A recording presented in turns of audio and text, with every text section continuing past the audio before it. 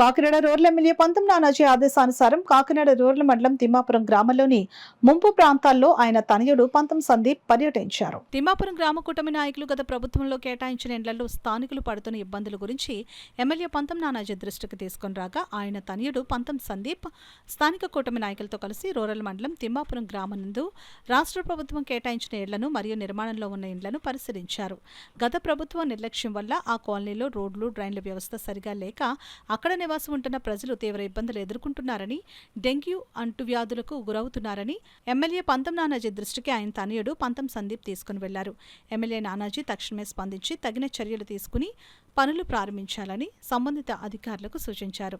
అనంతరం గత ప్రభుత్వం అసమర్థ పాలన వల్ల గత 10 ఏళ్లుగా శుభ్రం చేయని వ్యవసాయానికి సాగునీరు అందించే పెద్ద కాలువలను ఎమ్మెల్యే సొంత నిధులతో గత 2 నెలలుగా నిర్విరామంగా కొనసాగుతున్న గొర్రపడెక్క మరియు పూడికతీత పనులను తిమ్మాపురం గ్రామంలో స్థానిక కూటమి నాయకులతో కలిసి పంతం సందీప్ పరిశీలించారు. ఎమ్మెల్యే పంతం నానాజీ ఆ పనులను సంబంధిత అధికారులు పర్యవేక్షించి రైతులకు సాగునీరు అందేలా చర్యలు తీసుకోవాలని సూచించారని పంతం సందీప్ తెలిపారు.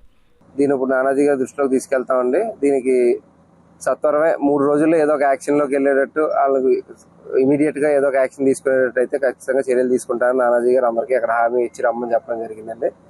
తర్వాత ఏదైతే మనం గత 2 నెలలుగా కాలువల్లో పూడికి తీతలు తీస్తా ఉన్నామో ఆ పనులు కూడా తిమ్మాపురంలో గత 10 రోజులుగా జరుగుతూ ఉన్నాయి. అవి కూడా పరిశీలించామండి. ఇది ఇప్పుడు కరెక్ట్ గా అయితే మనకు అచ్చంపేట జంక్షన్ రమణపేటకి తిమ్మాపురానికి బోర్డర్ దగ్గర ఉన్నామండి.